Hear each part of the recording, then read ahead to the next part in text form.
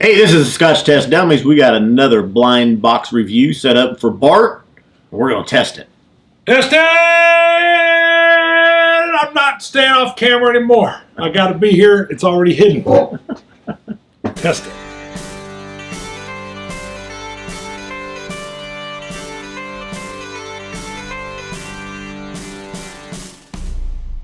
All right, we're back. I got another blind box review. Now, we call this the black blind box review. I knew this was a dark blue. It does look, it's very dark, and From the way here the it looks light black. is hitting it, it's black. It is blue. You can see it on camera. It's pretty obvious. I was watching the show post when it was live, and I'm like, dang, that is blue. And then all the comments were like, Bart's dumb. Yeah. It's blue. Yeah. I used my last name there. But I had this box at home, and I wanted to, we thought about in the new year different things to do. And this closes up. This is it was a Johnny Walker Blue label box. Fancy. But we can hide it in here. I can open it up and reveal it to you guys what's in here. Bart doesn't know. Don't know. He You know this is a Saturday show, Right. so it's a world. It could be a Scotch, could be Irish. could be Japanese, Taiwanese. Taiwan, Could be coming Australian. from Tasmania. So, a couple of things, though, real quick. One, a Scotch God shout out. Do it. Shout it. A couple of Fridays ago, an impromptu live stream that I did, there were some rules that came out, changes to YouTube, where they're demonetizing channels that are under 1,000. Right. But anyway, go watch that for details there. The gist of it was I talked about a lot of smaller channels that are under 1,000 to try to get people to follow these, subscribe to these channels, get them to the 1,000 mark. Right. One of the channels that I highlighted is Adventures in Whiskey. Sounds fun. Bobby Childs in Louisiana. Love the Bob. And I noted, I said, wow, he hasn't posted a review in 7 months. Ooh. When I give the shout out. Did that goose him? It goosed him. He's already posted, and he texted me. He said, you've spurred me into action. Yeah, goosed. Thanks for the goose. Thanks for the shout out. Back. Pretty soon Bobby's going to have a Me Too. The dummies goosed me, and I didn't even want it. And I was like, dang, that's right. So he's got one out now. He's back. Yeah, and I said, wow, Bobby hasn't posted in about 7 months. I said, we need new videos from Bobby. Bobby walked us through a cognac tasting. Yep, he did. Wow, yeah. It was beautiful. I loved it. I went and bought the Master's blend or whatever it was. Just down there, I saw it. I bought it right after we did that show. It was so Hennessy Master Blenders. Yeah, it's got a number Master 2 something. Blenders collection. There's a lot going on there. It's Blenders collection 2. So I've got coin 214, by the way. 213. Now we do have a semi-correction. I want to address real quick before we move here as well. Please. And that is our at the end of 2017, we did an episode on gassing bottles and then using parafilm to seal them up. And a scientist was apparently watching the show that has used parafilm. Yes. And not thrilled with our technique. Thank you. Well, and I should have pulled that. We should have pulled that up, see who that was for sure. Yeah. Maybe we'll give him we'll let him know. Yeah. But we had stated you have to use about a 12-inch strip of the parafilm and you wrap it around. We did a lot of wrapping. You only need about 2 to 3 inches of parafilm because it stretches. That's the strength for parafilm, and how it becomes even more self-adhesive is when you stretch it. Seals. It seals. So I was just going to issue a correction on that. Let's go. I'm going to use about 2.5 inches. And then this will become about 1 foot long. Really? Yeah. And then whatever this bottle is, you're going to seal it? No, I grabbed a separate one. Well, the Nadura. That's a great bottle. Yeah, the peated Nadura. Very surprising. Very surprising. Shocked. So here's your parafilm, and you peel the backing off. I want to see this piece. You're going to stretches like nothing I've ever seen. You're going to scare me. I did not. I do not believe it's. I think it would break. No, really. Watch. So you just grab it, just start stretching it as you go. It's going to snap. Nope. Well, you can stretch it too far. Really? Yeah. That's called, what is that? A tension? Wow. Really yank on it. Look at that. Yeah. See how that little 3-inch strip has become? Yeah, I almost want you to even stretch it more. Just really pull on that. Just yank on it. Just crank that baby around there. Wow. And you can feel how it is grabbing. That really did stretch. Yeah. That turned into like 2 feet long. Oh. That one, I let it get all folded over on itself. But had I kept it, yeah. You're going to be criticized once again with your technique. Yeah. It's probably supposed to keep it furled out. Well, yeah, if you keep it at it's about a 1 inch, 2 inch diameter. Wow. If you do that and you keep stretching it, it really sticks to itself. Wow. Right there. See? We overdid it. You don't need a 12-inch strip of the Parafilm. The dummies usually don't overdo much. I don't even know. I've got the monitor turned around so Bart can't see what's in here. I don't know if that's still on screen. Hopefully, I just wanted to move that off to the side. That's impressive. Wow. I got to clean that later. All right. So this World Whiskey. Let me do a cleanser because. So you pre-poured this before I came around. Now this is a World Whiskey. Immediately, I'm suspicious of the coloring. If this was a bourbon, obviously they don't add the coloring. It has a very nice color to it. It does. It has a real nice color, which harkens to a bourbon. I'm going to try the Nancy Fraley technique of nosing from the edge. Now I have some notes. Usually I have them up on my computer, but I don't want Bart to see the name of it, so I've got them on my phone. I'll refer to a few notes. That's fruity. Very citrusy, floral. Yes, citrusy, tropical. Grapefruit. Orange zest. Wow. I just got a little marshmallow. Way over accentuated marshmallow. This is a little marshmallow. Huh. Yeah. Definitely fruity. Tropical fruit. Yes. I was actually going to say juicy fruit, which sounds stupid, but right in there. Huh.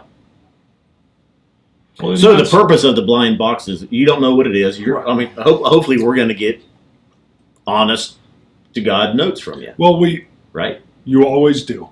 But the main deal is that can anybody be influenced by the bottle they're holding? By the and bottle. And you obviously can. Right. I mean, if you've got, let's be honest. You don't know if this is a $20 bottle or a $200 bottle. Right. I don't know if this is a Balvenie. I expect certain things that are good from a Balvenie. Whereas if I'm looking at a blend, maybe I might be like, it's a blend. And that's wrong to judge a blend unless it's a compass box blend, and then I'm like, ooh, it's a compass box blend. So the whole idea is that all that stuff's removed, at least for me. So I need to do this for you on a We'll go through our notes, and we'll talk about how old you think it is. We'll talk about what price range you think it might be in. Stuff like that. Right. And Score it. Right. And I've been trying to train myself. If you watch my quick hitters, I do them a little bit different from Scott. My quick hitters, I grab a sample blind, pour it, and I just go in, and sometimes I make an utter fool of myself, which is entertaining. Sometimes I'm eerily on target. There is a note here I'll give later. I don't want to give it now because I don't want to influence you. Got it. Slight oak. Vanilla. Yeah, the vanilla's in. Tropical fruits. That's what's throwing me here. Because this is a world whiskey. Some of that vanilla I would usually get in a bourbon. Is there kind of a different note in there that you can't pin down? Yeah. It's almost like a spun sugar taffy shop. And if I was going to guess, I wouldn't be surprised if you said this had like a port finish, because I get a little bit of a winey kind of influence. But it's hard to do just on nose. Yeah, and one thing also will ABV. You'll give your guess as far as what you think ABV is. ABVs usually, and this one's going to be 40 to 43. I don't believe it'll be greater. Oh, it's got a fruity front flavor. A little bit of cherry moving into vanilla. It's almost like a cherry Coke. I've got citrus exclamation mark. Yeah. I mean, just right on the forefront. A little bit of mango. What the heck? Sweet vanilla cream. Yeah. I'm getting a little bit of wood on the finish, along with a toffee. A hard toffee, like a Heath. All right. My comment on the ABV, and it is a little bit lower, but I have it almost feels like it's 30% ABV. It's so smooth, not harsh, drinkable. but not 30% in a bad way, like it's watered down. It's really smooth. There's no alcohol really bite to it. Of course, our palates are a little bit more developed. A newbie may come in and go, "Oh my God, add some ice to it. Add some water." I definitely feel like there's some type of wine finish here. I wouldn't be surprised, although it's hard for me. I'm not as good with Irish. I wouldn't be surprised if there was a triple distillation going on with the smoothness. But that could be the lighter ABV as well. But some things harken back to the Jameson's Black Barrel. I get a little bit of harken there. That's the vanilla that is that calls me to that. I'm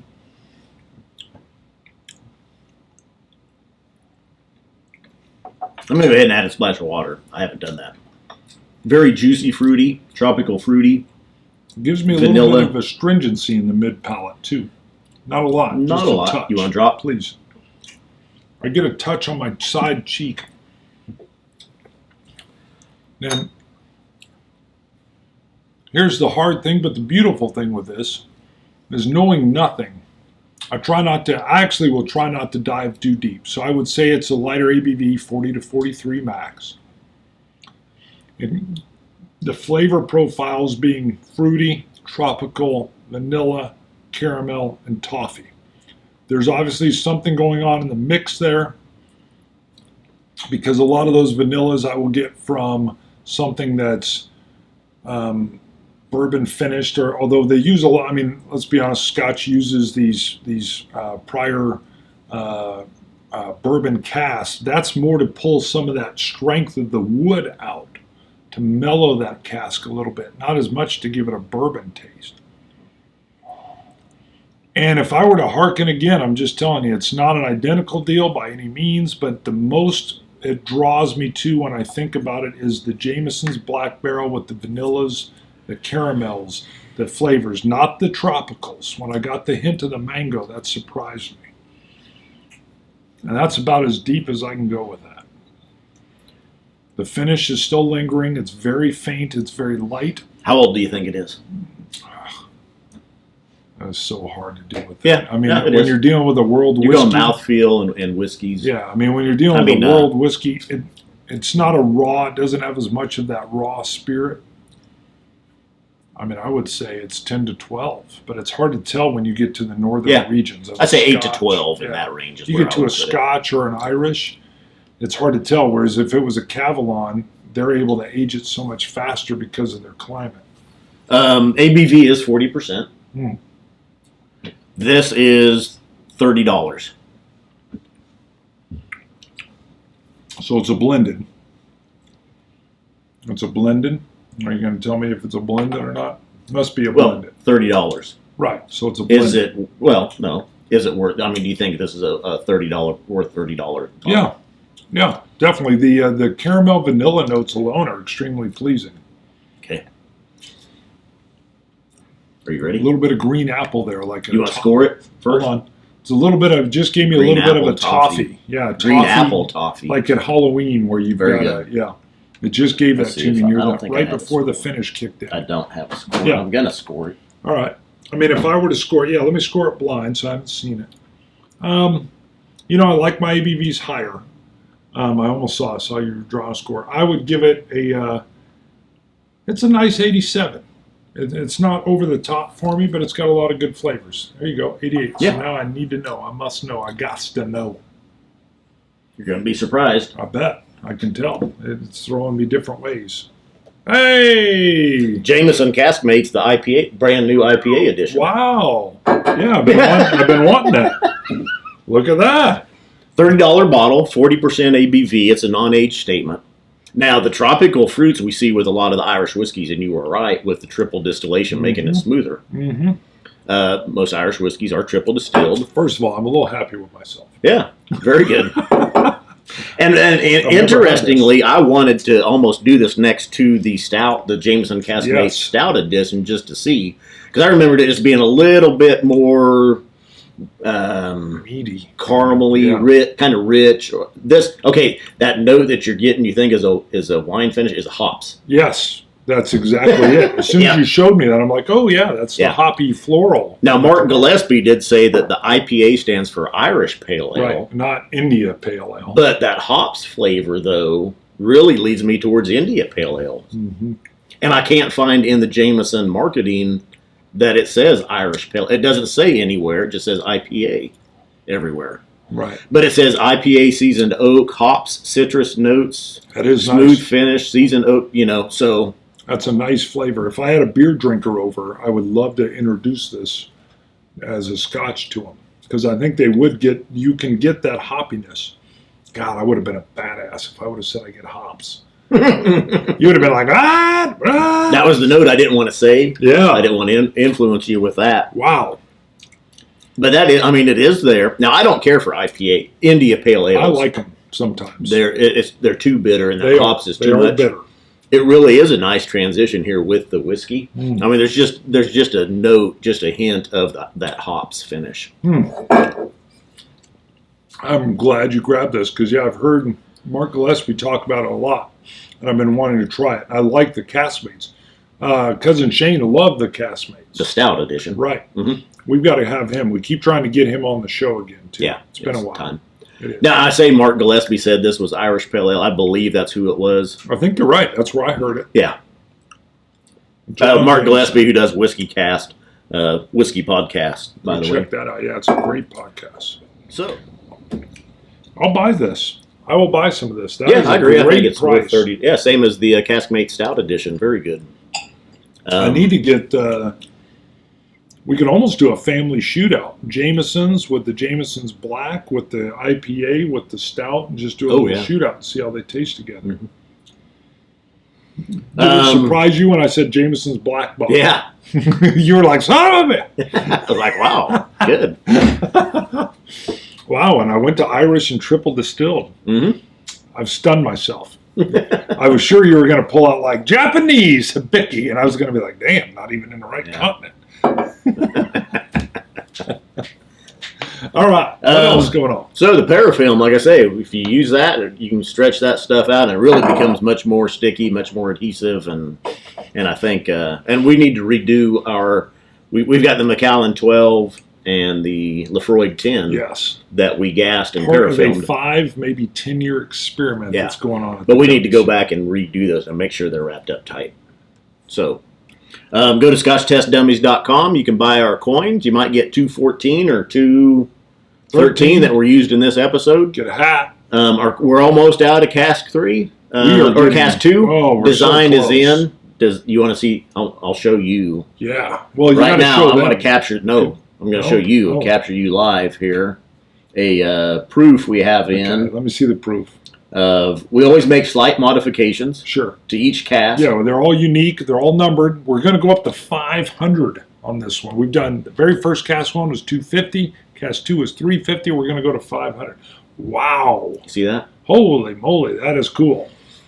That is cool. All I'm going to say, can I at least do a teaser? No. Oh, man.